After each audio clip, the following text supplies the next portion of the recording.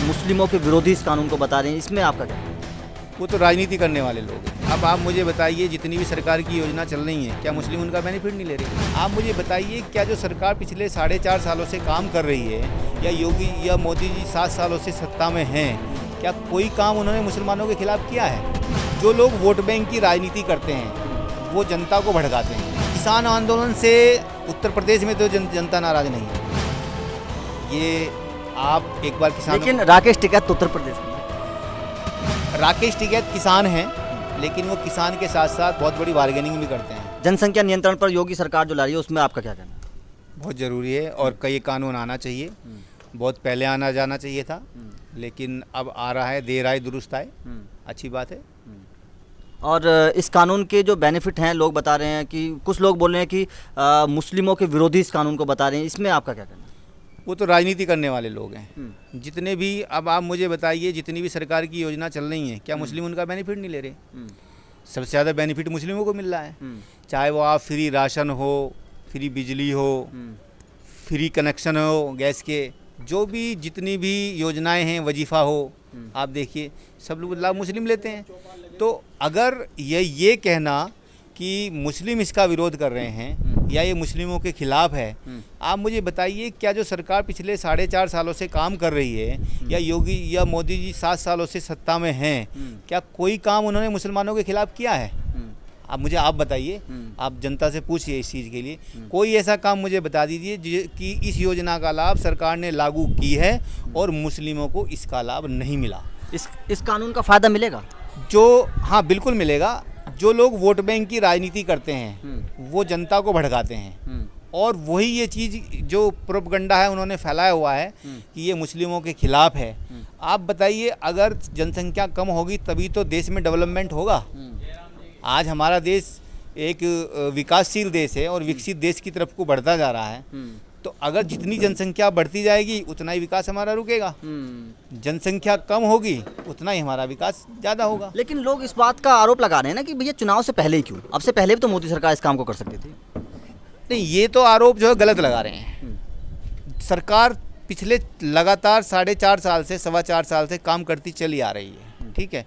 अब जैसे जैसे धीरे धीरे, पहले जो आपने देखा होगा, पिछला लगभग 2 साल तो हमारा कोविड में ही चले गए हैं, तो सरकार उसी की तरफ को ज़्यादा ध्यान था कि इस महामारी से कैसे निपटा जाए, और उससे निपटने में सफलतापूर्वक, एक पूरा बड़ा प्रदेश होने के बावजूद, जो पूरे देश की 17-18% जनसंख्या उत्तर प्रदेश में है, उसके बावजूद जिस तरीके से योगी जी ने इसको कवर किया है, तो लगभग 2 साल तो उसमें चले गए।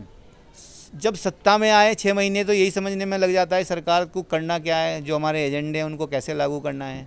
तो अब समय मिला, अब कर रहे हैं। अब उसमें चुनाव आगे आने वाले हैं, तो इसमें सरकार की क्या गलती है? ऐसा तो नहीं है कि किसान आंदोलन से नाराज लोगों की भरपाई करने के लिए ये बिल आ रहा है?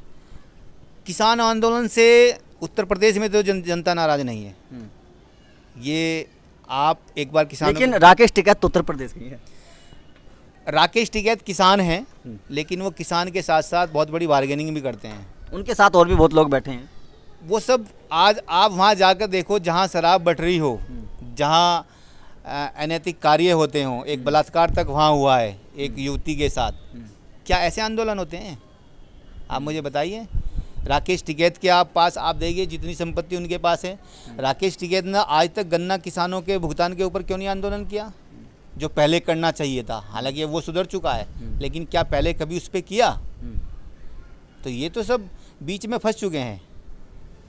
इसके लिए आप एक छोटी सी मैं आपको कहावत बताता हूँ कि किन्हीं 4 व्यक्तियों से एक मर्डर हो गया। उन्होंने सोचा इस लाश को कैसे छिपाएं, उन्होंने उसकी अर्थी बनाई, उसको कंधा लेके चल दिए। काफिला जुड़ता चला गया, ठीक। अब जैसे पीछे शव यात्रा में लोग चलते हैं, अब धीरे धीरे एक एक व्यक्ति ने वो कंधी दूसरे को पकड़ानी शुरू करी। जब उन चारों ने जिन्होंने मर्डर किया था, जब वो लाश दूसरे के कंधे पे आ गई, वो चारों गायब। तो वही स्थिति आज राकेश टिकैत की है। तो कुल मिलाकर बात यह है कि यूपी में इस बार कानून जो जनसंख्या नियंत्रण का जो कानून है वो अमल में आने वाला है और इसका फ़ायदा योगी सरकार को मिलेगा। लोगों का ये भी मानना भी है कि ये कानून है भी ठीक और ये पहले से आपसे पहले अमल में आ जाना चाहिए था। वैसे आप लोगों की इस पे क्या राय है? क्या जनसंख्या नियंत्रण कानून वास्तव में अमल में आना चाहिए और इसके अंदर क्या क्या बदलाव होने चाहिए, क्या क्या सुधार होने चाहिए? हाँ, इस पर आपका क्या कहना है? इसके अंदर कुछ सुधार भी होने चाहिए क्योंकि लोगों की कुछ नाराज़गियाँ भी हैं इसके साथ। जनसंख्या नियंत्रण के ऊपर जी। नहीं, अभी तो अमल में ही नहीं आया है, तो नाराजगी अभी किस चीज़ की होगी? पहले ड्राफ्ट बनने दीजिए। हाँ, अभी राय मुशर्रा चल रहा है, अभी उसमें सब सारी चीज़ें चल रही हैं, लेकिन उसके कुछ क्लोज ऐसे हैं जो लोग बोल रहे हैं कि ये ठीक नहीं है, इसमें कुछ बदलाव हो। नहीं, क्लोज आप मुझे बताइए, किस क्लोज पे लोगों का आपत्ति जैसे है? लोग बोल रहे हैं कि अभी ये क्लियर नहीं किया सरकार ने कि जो सरकारी नौकरियां हैं, अगर 2 बच्चे से किसी से ज़्यादा हो गए तो उसको प्रमोशन नहीं मिलेगा, सरकारी बेनिफिट नहीं मिलेंगे। जबकि अभी का केस है कि एक परिवार में 4 बच्चे एक साथ हो गए तो उस मामले में क्या होगा? नहीं, अभी आपने उसमें एक क्लोज ये भी है, आपने देखा होगा, अगर किसी के पहले एक बच्चा है और दूसरा बच्चा उसको जुड़वा होता है या 3 बच्चे होते हैं तो उस व्यक्ति पे जनसंख्या नियंत्रण कानून लागू नहीं होगा। ये क्लोज भी उसमें दिया गया है। तो आपने सुना किस तरह से इन्होंने बताया है, पूरा जनसंख्या नियंत्रण कानून के सारे बेनिफिट्स बताए हैं और इनका मानना है कि यूपी में इस बार योगी सरकार को फ़ायदा होगा।